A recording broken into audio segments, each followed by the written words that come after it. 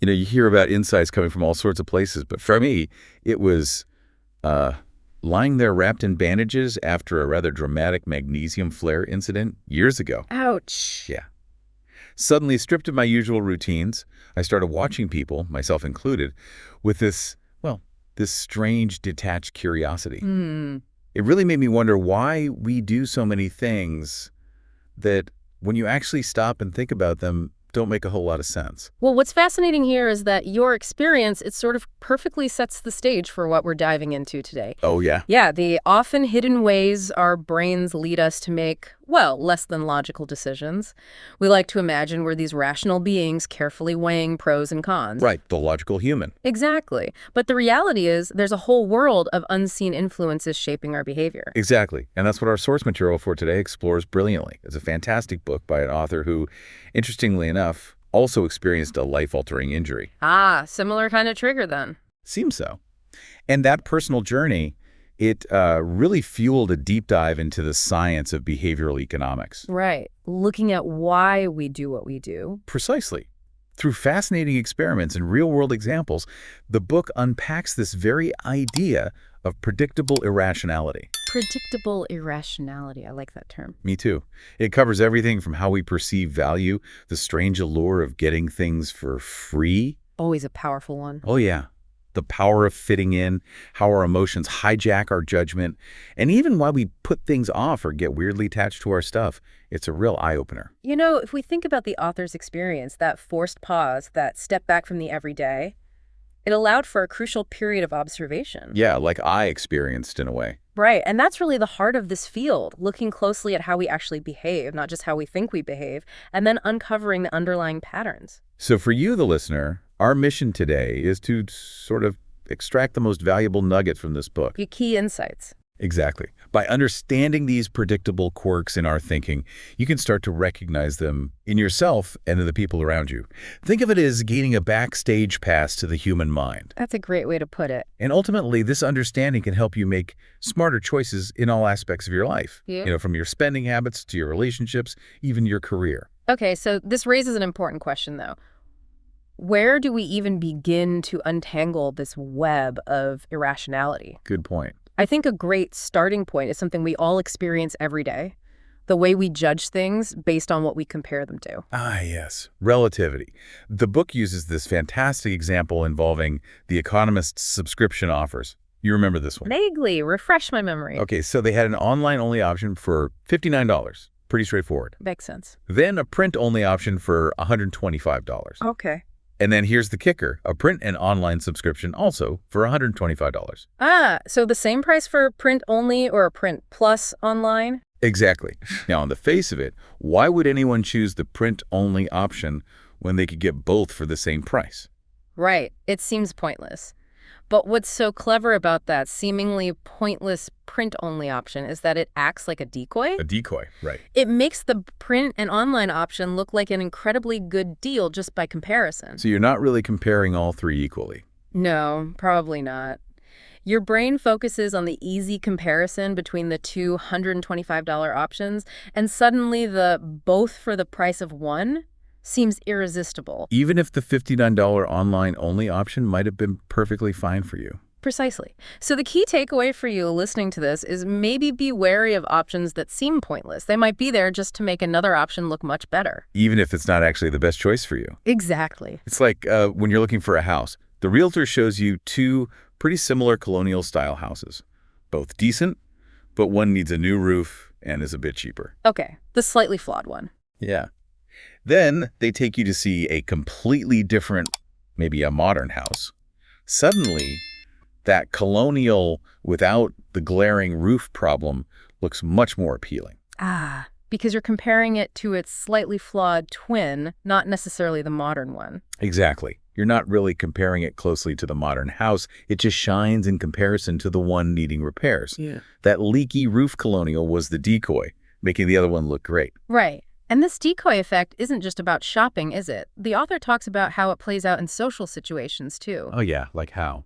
Well, imagine you're single and you're out with a friend who's, similar to you, but maybe just a little less put together that night. Okay. Hypothetically. Hypothetically. Subtly, they can make you seem like the more attractive option simply by providing an easy, slightly less favorable comparison. Huh. So it's not about supermodels, just relative appeal. Exactly. The experiment used ordinary students, but the underlying principle is the same. It's about making that comparison easy. It's funny when you think about it. We tend to compare things that are easy to compare and kind of shy away from the trickier, more abstract comparisons. Like deciding between a honeymoon in Rome or Paris? That's tough. They're both amazing, but different. Right. But comparing Rome to a version of Rome with, I don't know, worse hotels included for the same price, suddenly Paris might look a whole lot better because the Rome comparison got easier, but skewed. Precisely. But this tendency to make easy comparisons, it has a significant downside, doesn't it? Yeah, it can really fuel feelings of jealousy and envy. Oh, definitely. We're constantly looking around comparing our salaries to our colleagues, our vacations to our friends' posts online. And we can end up feeling inadequate even when we're doing quite well by objective measures. It's exhausting. The author shares this great example, I think, of an executive earning almost $300,000 a year. Which is a lot of money. A lot of money. But he was unhappy because the people in the offices next to him were making just a little bit more, maybe $310. Wow. It really highlights how this constant upward comparison can leave us perpetually dissatisfied. And if we think more broadly, this relentless social comparison has wider societal implications too. Like what? Well, look at CEO compensation.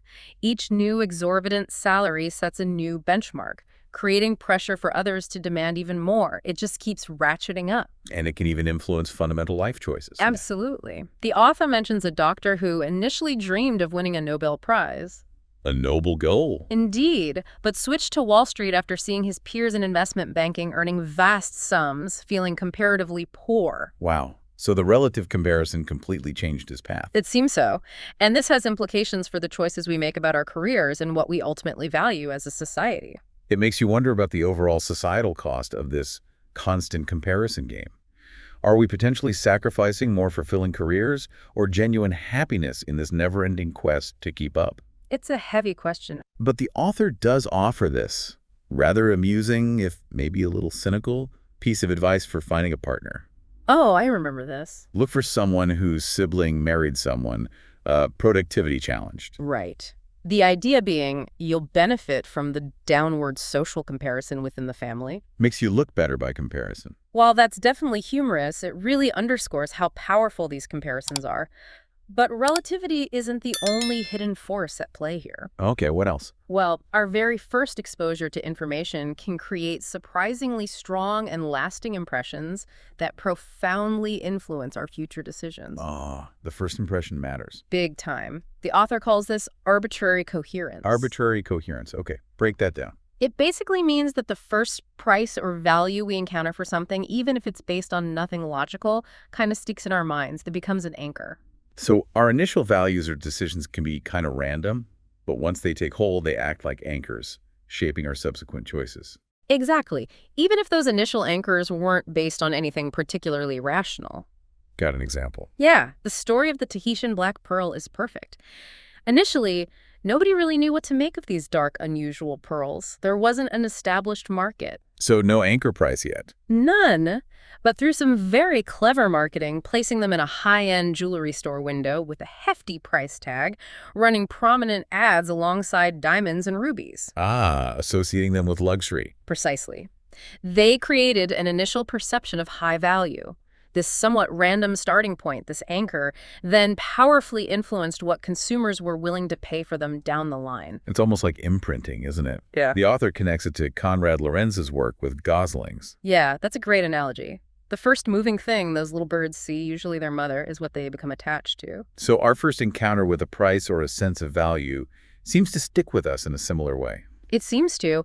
And the author's experiment with MIT students and their Social Security numbers bidding on items beautifully illustrates this anchoring effect. Oh, this one was wild. Explain that. Okay, so they asked students to first write down the last 2 digits of their Social Security number. A totally random number for each student, essentially. Totally random in the context of the products. Then they asked if they'd be willing to pay that amount in dollars for various products. Wine, chocolate, computer accessories. Just asking if they would pay their SSN amount. Yes, before they actually place their real bids. Okay, so priming them with that number. Exactly. And incredibly, those seemingly random digits had a real measurable impact on their actual bids. Get out! How? The students with higher ending Social Security numbers consistently bid significantly more, sometimes 60 to 120% more for things like a cordless keyboard compared to those with lower ending numbers. That's mind-blowing. A completely arbitrary number influenced how much they were actually willing to spend. Right. And what's fascinating here is that even when the students were directly asked if they thought those Social Security digits had influenced them, They probably said no, right? We like to think we're rational. largely, yes, they denied it. This really highlights how these hidden forces operate beneath our conscious awareness. Wow. And another experiment, the one with the annoying sound, reinforces this even further. Annoying sound. Tell me more. Participants were asked if they'd listen to an unpleasant sound for a certain amount of money. Some were first asked about listening for just 10 cents, others for 90 cents. So different initial anchors for the value of enduring annoyance. Exactly. Then, when asked later how much they'd need to be paid to listen again, those anchored at 10 cents were willing to accept much less money than those anchored at 90 cents. And did that stick? It did. The effect persisted even when new, different anchors were introduced later. So our first decisions, those first anchors, can have surprisingly long-lasting effects. So our initial experiences create these mental anchors. And even when we encounter new information, we tend to stick relatively close to that first reference point. Seems like it. Our first expensive smartphone might make later expensive phones feel more normal. Or remembering cheap gas prices makes current prices feel extra painful. Yeah, I feel that pain. And this leads into another related idea the author calls self-hurting. Self-hurting, like following ourselves. Pretty much. We look at our own past behavior as a guide for our future decisions. Think about your first experience at, say, a Starbucks or a similar coffee shop. Okay. Maybe you were a bit taken aback by the price initially, but you tried it, maybe you enjoyed it, and now it's become a regular habit. Guilty as charged. Each subsequent visit reinforces that initial decision, making it feel more and more like a genuine preference, even if the initial choice was somewhat arbitrary or situational. So I'm basically following my own past actions, like joining a herd of me. You've essentially become the second, third, and fourth person in line, following your own lead. It's like that experiment with the Walt Whitman poetry reading auction. Yeah. That was another good one. Explain that one. Well, they asked some students if they'd pay $10 to hear the author read his own poetry. Okay. Maybe a tough sell for some. Right. And others if they'd want to be paid $10 to listen. Ah, completely opposite framing. Exactly. And those initial anchor questions dramatically influenced their later actual bids in the auction, whether they were willing to pay or needed to be paid, and how much. Even though, let's be honest, the inherent entertainment value was probably, well, debatable. It makes you think about that famous quote, "I think, therefore I am." But maybe it should be, "I behaved this way once, therefore I probably will again." Uh-huh. That's a good twist on Descartes. Exactly. So for you, the listener, the practical takeaway here is to become more conscious of these anchors in your own life. How so? Take a moment to question your repeated behaviors, that specific brand you always buy. Where did that loyalty really start? Was it a conscious choice or just the first one you tried? Or that daily habit you have. Right. Is it truly bringing you the value you think it is, or are you just kind of stuck on an initial anchor, just self-hurting? So stepping back and reevaluating these patterns can lead to more intentional choices. Hopefully. It's about awareness. And this whole concept of arbitrary coherence, it really throws a curveball at the traditional economic idea of supply and demand being completely separate, independent forces, doesn't it? It really does. Our willingness to pay, which is supposed to be a core part of demand, seems to be so easily influenced, even manipulated, by these seemingly random initial anchors. So demand isn't purely based on intrinsic value. It suggests that market prices don't just reflect some inherent underlying value. They can actually shape our perception of that value and consequently our willingness to pay. Which means our sensitivity to price changes might be more about our memory of past prices. Exactly. And a desire for our current decisions to align with those past experiences, that coherence rather than a pure reflection of our underlying preferences or the item's true utility. This has some pretty significant implications when we think about essential societal services, like healthcare or education. Well, if our willingness to pay and our perception of value can be so easily swayed by these arbitrary anchors. Can we really rely solely on completely free market mechanisms to set prices and ensure fair access? That's a critical point. If our perception of a fair price for, say, a life-saving drug or a college degree is anchored arbitrarily, the market outcome might not be rational or equitable. It makes you wonder if some level of thoughtful regulation might be necessary, specifically to account for these inherent irrationalities in how we perceive value in really crucial areas. It's definitely a debate worth having, considering these psychological factors, which actually brings us to another really powerful irrational force. Let me guess. The power of free. You got it. The irresistible allure of getting something for absolutely nothing. Ah, yes. Who can resist the lure of free? The author's experiment with those lint truffles and the standard Hershey's Kisses is just a classic illustration. Explain that setup. Okay, so in one scenario, the fancy lint truffle was priced at 15 cents, and the basic Hershey's Kiss was just 1 cent. Okay, 14 cents different. Right. And in that case, most people, about 3/4, chose the truffle. Yeah. Makes sense, right? Better chocolate for a bit more money. Seems rational enough. Perceived quality difference justified the price gap. But then, the really interesting part happened when they reduced both prices by just 1 cent. So the truffle became 14 cents. And the kiss became 0 cents. Free. Exactly. Free. And at that point, the demand completely flipped. Flipped how? Suddenly, a huge majority, like almost 70%, went for the free Hershey's Kiss. Wow. Even though the relative price difference was still 14 cents, just like before. Precisely. The absolute prices changed, but the gap was the same. Yet making one option free caused this massive, disproportionate shift in choice. It's like the fear of potential loss or making a bad deal completely disappears when something is free. Yeah, there's no downside risk, right? No buyer's remorse possible if you paid nothing, even if it's not something we truly need or even particularly want. Zero price just isn't like any other price point. It triggers this very unique and powerful emotional response in us. We seem to overvalue free. The example of Amazon offering free shipping on orders above a certain amount perfectly demonstrates this in the real world, doesn't it? Absolutely. It consistently leads to significant increases in sales. People will often buy extra things they don't necessarily need just to cross that free shipping threshold. I've totally done that. Haven't we all? But what's really telling is the contrasting case the author mentions from France. What happened there? Well, Amazon's French division initially tried offering shipping for just 1 franc, a tiny, almost negligible amount, basically a few cents. Okay, practically free, but not technically zero. Right. And guess what? It had virtually no impact on sales compared to their standard shipping fees. Really? Even though it was super cheap. Yeah.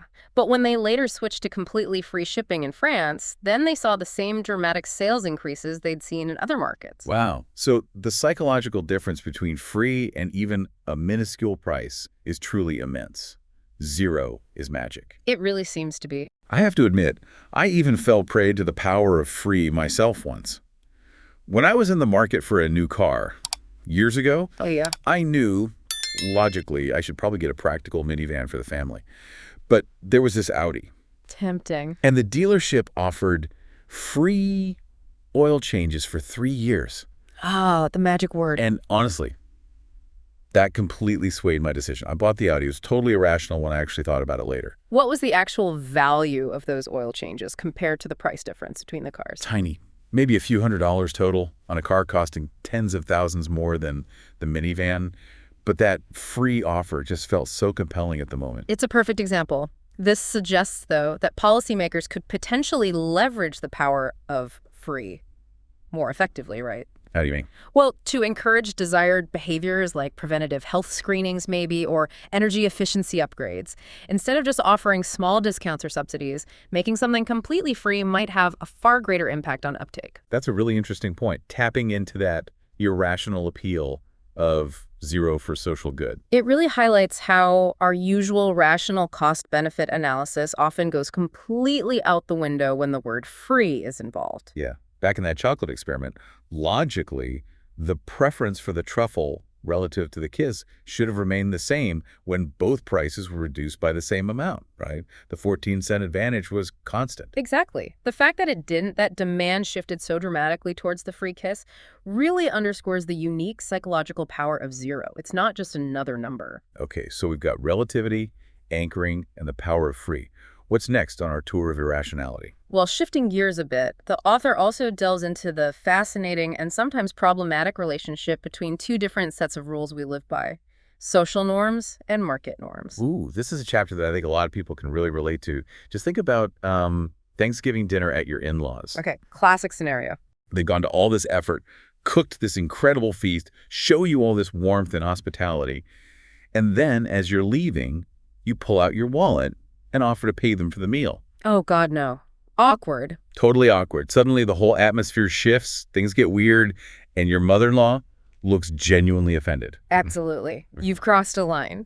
Because Thanksgiving dinner operates under social norms. Explain that difference, social versus market norms. Okay, so social norms are all about community, reciprocity, warmth, goodwill. They operate on the understanding of mutual support and contribution without the immediate expectation of explicit monetary payment. Think helping a friend move, sharing food, family obligations. Got it. It's relationship-based. Exactly. Market norms, on the other hand, are based on clear transactional exchanges: wages, prices, rents, costs, and benefits. You provide a service or good, you receive payment in return. It's explicit, usually financial, and impersonal. Okay, so two very different worlds. Very different, and they don't mix well. The circle-dragging experiment in the book was so insightful on this. Can you describe that? Yeah, participants were asked to do a tedious computer task, dragging circles across a screen. Some were offered $5, some 50 cents, and some were just asked as a favor with no pay. Okay, different levels of market incentives plus a social request. Right. And the results. The $5 group worked pretty hard. The 50 cents group, they did the least work. Less than the $5 group. Okay, that makes sense. But here's the thing. The group that was paid nothing, just asked as a favor, worked almost as hard as the $5 group. Wow. So no pay was better than low pay. Exactly. It seems like introducing even a small monetary reward, like 50 cents, shifted the interaction from the realm of social norms, I'm helping this person out, to market norms. I'm working for this tiny amount of money. And that tiny payment simply wasn't enough incentive in the market context. But the social request was motivating on its own. Precisely. And once you introduce market norms into a social exchange, it can be very damaging to the relationship, and it's often incredibly difficult to go back. Like the Thanksgiving example, you can't easily undo offering money. Right. Or, offering to pay a friend $5 for helping you move your heavy sofa. It can feel insulting because it replaces the social value of friendship with a tiny market value. Or suggesting you split the dinner bill down to the last penny on a casual date kills the move. Definitely shifts the dynamic. The daycare center fine experiment is another really powerful real-world example of this clash. Oh yeah, tell us about that one. Okay, so this daycare center in Israel was having a problem with parents arriving late to pick up their kids. They decided to implement a small fine for late pickups. Trying to use a market-based deterrent makes sense on the surface. You'd think so, but what happened? Lateness actually increased after the fine was introduced. Increased? Why? Well, before the fine, parents probably felt a social obligation, maybe some guilt, towards teachers who had to stay late. That's a social norm. But the fine replaced the social norm with a market norm. It essentially told parents, you can buy the right to be late for this price, and for many, the price was worth it, removing the guilt. So the fine paradoxically made it easier to be late by turning it into a simple transaction. Exactly. And here's the kicker. Even after the daycare center realized it wasn't working and removed the fine, the lateness didn't go back down. In fact, it stayed at the new, higher level. Wow. So the social norm, once broken, didn't just snap back into place. Nope. The damage was done. The feeling of social obligation had been eroded and replaced by a market mindset that lingered. This has very practical implications for you, the listener, then. Absolutely. When you're asking friends or neighbors for a favor or help with something, be very cautious about immediately offering money, especially a small amount. Right, because it might backfire. It might actually be less effective and potentially offensive compared to just asking for help based on the relationship. A thoughtful gesture of appreciation later, like a small gift, buying them dinner, or returning the favor, is usually much better. Keeps it in the social realm. Exactly. It acknowledges their help while reinforcing the positive social connection. It's interesting how many companies try to tap into social norms with their employees, isn't it? Oh yeah, they talk about mission, values, being part of a family. They offer perks, benefits, flexible work arrangements. Trying to foster loyalty, passion, engagement, beyond just the paycheck. Right, trying to get that discretionary effort that comes from social commitment. But these social exchanges can be so easily undermined by a purely transactional, short-term, profit-driven approach from management. Yeah, you can't really expect employees to feel like part of a family, social norms, if they feel like they're just constantly being squeezed for maximum output and could be let go at any moment. Market norms. It creates a real tension. You need consistency. And in certain critical professions, think police officers, firefighters, soldiers, Yeah. social norms like pride in their work, a sense of duty, commitment to a greater cause, camaraderie, these are often far more powerful motivators than just the salary alone. Market norms aren't enough. You need people willing to go above and beyond, sometimes risking their lives for reasons other than just pay. Exactly. The author shares a compelling anecdote about a U.S. customs agent who refused a bribe, highlighting the strength of those intrinsic, socially driven values like integrity. It also makes you think about the field of education. How so? Well, perhaps fostering a genuine love of learning, curiosity, a sense of purpose and contribution, tapping into those social norms might be a more effective long-term strategy for students. Than solely focusing on standardized test scores, rankings, and intense competition, which leans much more towards market-driven incentives. Right. As that old song says, you really can't buy love, or it seems a true deep-seated passion for learning either. It's a powerful point.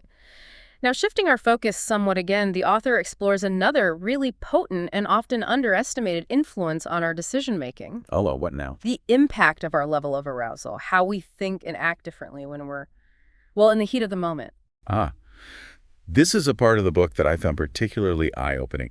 And apparently, just getting the initial research approved at MIT Sloan was quite the challenge. I can imagine. The very idea of scientifically studying how sexual arousal affects our rational thought process probably raised a few eyebrows, to say the least. Maybe more than a few. Yeah. So what did the experiment involve? Well, it was quite direct. They asked a group of college-aged men a series of fairly sensitive questions about their sexual preferences and, crucially, their willingness to engage in various potentially immoral or risky activities. Okay. And they asked these questions twice. Once when the participants were in a normal, cold, rational state. And the second time? The second time was while the participants were privately viewing erotica and were physiologically aroused in a hot state. Wow. Okay. And what were the differences in their responses? Truly dramatic. When they were aroused, the participants were significantly more likely to say they would enjoy unusual sexual activities, like those involving mild pain or animals. Seriously. They were also much more likely to say they'd consider engaging in behaviors they previously deemed immoral, like tricking someone into sex or using date rape drugs. That's disturbing. It is, and perhaps most critically, they were significantly more likely to say they would forego using condoms, even if they couldn't be sure their partner was disease-free. Despite, presumably, knowing the risks perfectly well when in their cold state. Exactly. They consistently and significantly underestimated the power their passions, their arousal would have over their judgment and decisions in that hot state. So what's so striking about this research is that even intelligent, seemingly rational individuals completely fail to accurately predict just how much their hot state intentions will diverge from their cold state intentions. Precisely. It really highlights this idea that we might be more like Jekyll and Hyde than we comfortably acknowledge. Our rational, thoughtful selves are often completely divorced from our impulsive, passion-driven selves in the heat of the moment. It seems that way. We aren't one consistent self. This has some pretty serious real-world implications, doesn't it? Especially when we think about issues like teenage sexual behavior. Absolutely. The old Just Say No campaigns often assume that young people can simply access their cold state rationality and shut off their desires at will when things get heated. But this research strongly suggests that's just not a realistic expectation for many people. Right, so maybe focusing more on harm reduction, like preparing for the potential consequences of saying yes, ensuring easy access to contraception, education about consent and aroused states might be a more effective strategy than just relying on willpower alone. It's acknowledging the reality of the hot state. Yes. And similarly, this applies to other areas like safe driving. How so? Well, think about road rage, or the desire to show off, or the influence of peer pressure when a car is full of friends. Those emotions, that social arousal, can easily override our cold state intentions to drive calmly and responsibly. Yeah, you make decisions you wouldn't normally make. Exactly. The author even suggests that there might be a role for technological interventions in vehicles, maybe systems that detect signs of road rage or risky driving patterns and provide warnings or even temporary limitations. Wow, cars that try to manage our hot state. That's futuristic. Maybe, but it's based on understanding this disconnect.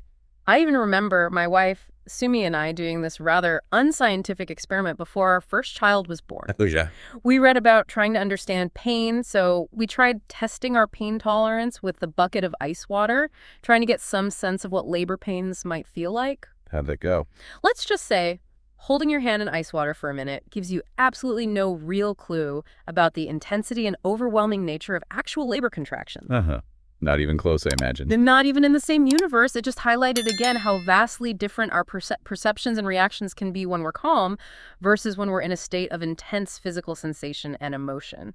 Our predictions are way off. Ultimately, then, this research suggests that we may indeed be more of an agglomeration of multiple selves than we realize. We have our calm self, our aroused self, our tired self, our hungry self. And they don't always agree or even understand each other very well. But simply having a greater awareness of our potential hide tendencies, our hot state selves, can be incredibly valuable. It can help us make better decisions in advance during our cold state, maybe putting safeguards in place in our everyday lives to mitigate the risks when we know we might get overwhelmed by emotion or temptation. Planning for our own irrationality. Exactly. Applying that knowledge proactively.